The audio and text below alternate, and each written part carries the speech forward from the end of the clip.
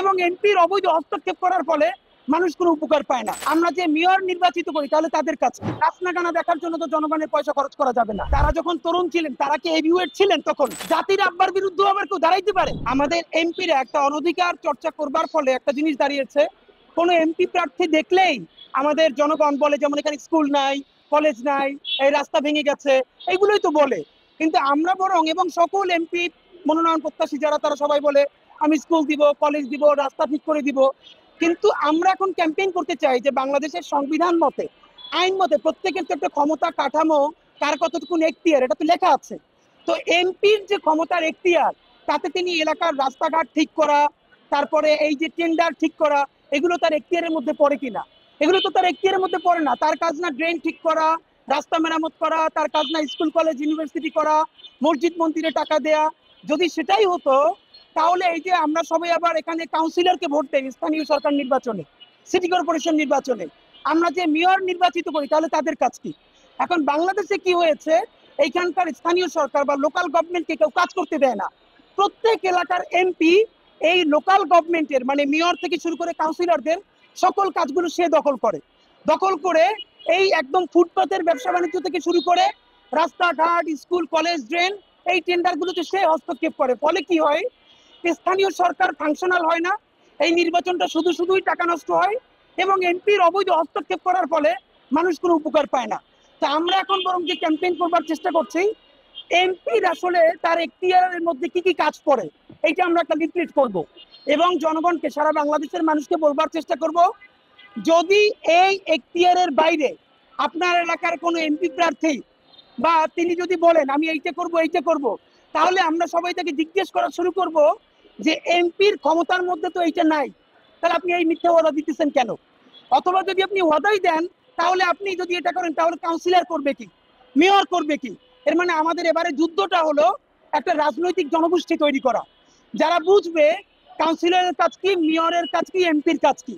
এমপির কাজ হলো দেশ ও জাতির যে কথাগুলো সংসদে বলা দরকার আইন গঠন প্রক্রিয়ায়, সেখানে সে ভয়েস দিবে, সে সংসদে কথা বলবে আইন প্রণয়নের জন্য, স্বাধীনতা সার্বভৌমত্বের জন্য, সেখানে টেন্ডার বাণিজ্য করবে।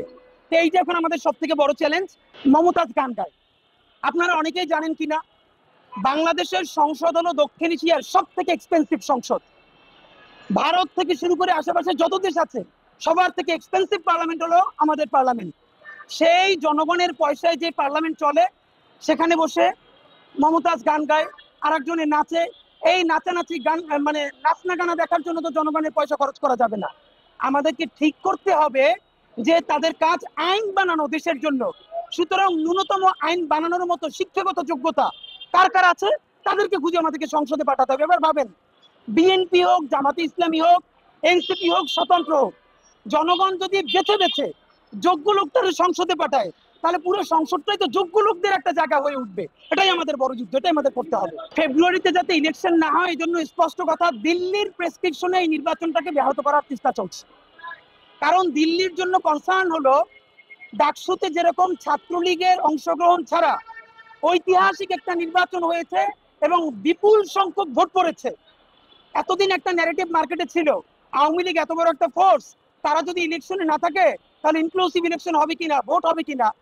তো ইন্ডিয়া যে খুব কনসার্ন, তার প্রমাণ হলো একটা বিশ্ববিদ্যালয়ের ছাত্র সংসদ নির্বাচনের ফলাফল নিয়ে কংগ্রেসের এত বড় একজন নেতা তিনি সরাসরি পাবলিকলি তার মতামত দিচ্ছেন। এর মানে তাদের কি পরিমাণ ভীতি তৈরি হয়েছে। এখন তারা বুঝতে পেরেছে ফেব্রুয়ারিতে যদি আমাদের নির্বাচন হয়, সেই নির্বাচনে আওয়ামী লীগ ছাড়াই দেশের শ্রেষ্ঠতম নির্বাচন হবে, সব থেকে বেশি মানুষ ভোট দিবে। এখন এটা তাদের জন্য খুব বিপদ যে আওয়ামী লীগ নাই কিন্তু দেশের শ্রেষ্ঠতম নির্বাচন হয়ে যাচ্ছে, তাহলে ইন্ডিয়ার কার্ডটা নষ্ট হয়ে যায়। এজন্য আমাদের এখন রাজনৈতিক দলের কাছে বিনীত অনুরোধ, আপনাদের ঝগড়াঝাটি যাই থাকুক, দুইটা দাবির ভিত্তিতে নির্বাচন হতে হবে। এক নাম্বার, নির্বাচনের আগে জুলাই গণহত্যার যারা মাস্টার মাইন্ড, অবশ্যই তাদের দৃষ্টান্তমূলক বিচার করতে হবে।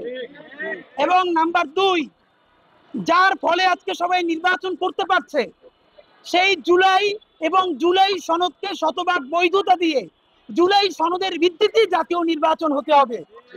এবং নাম্বার তিন, এই ইলেকশন যদি আপনি ঈদের মতো আনন্দ উৎসবের ইলেকশন করতে চান, তাহলে আবার যে কেউ ভোট ডাকাতি করবে না, মাসেল পাওয়ার দিয়ে জনতার রায়কে কেড়ে নিবে না, সেই গ্যারান্টি আপনাকে দিতে পারতে হবে। এই তিনটা যদি নিশ্চিত করা যায়, ইনশাআল্লাহ আমরা হারি জিতি অনেক পরের কথা, কিন্তু এই যে দেখেন দেশের প্রথম নির্বাচন হয়েছে 73 এবং সেটাই ভোট চুরির নির্বাচন। অনেকেই জানেন না, আমাদেরকে অনেকে প্রশ্ন করতেছে আপনার এগেইনস্টে একজন হেভি ওয়েট প্রার্থী। এখন এইটা হলো এমন ব্যাপার, যারা হেভি ওয়েট প্রার্থী তারা যখন তরুণ ছিলেন তারা কি হেভি ওয়েট ছিলেন তখন? মানে এইটা হলো ব্যাপার, এরকম কি তারাও হেভি ওয়েট ছিলেন? আর একটা ব্যাপার হলো, এই কথাটা শেখ মুজিবের একটা বাকশালী কথা। 73-এর নির্বাচনে শেখ মুজিব যে আসনে নির্বাচন করেছেন, তার বিরুদ্ধে যিনি দাঁড়িয়েছিলেন তাকে গুম করা হয়েছিল, আপনারা অনেকে জানেন কিনা জানি না। মানে এমন একটা ব্যাপার যে জাতির জনকের বিরুদ্ধে, জাতির আব্বার বিরুদ্ধে আবার কেউ দাঁড়াইতে পারে, এই সৌজন্য তারে গুম করা হয়েছিল। তো আমাদের এই জায়গাটা ভেঙেই তো নতুন জায়গা আসলো। বরং আমরা মনে করতে চাই যে আমরা সবাই সুন্দরতম যদি একটা নির্বাচন করতে পারি, কে হারবে কে জিতবে তার থেকেও গুরুত্বপূর্ণ হলো দেশে গণতন্ত্রের উন্নতি হবে, দেশের উন্নতি হবে।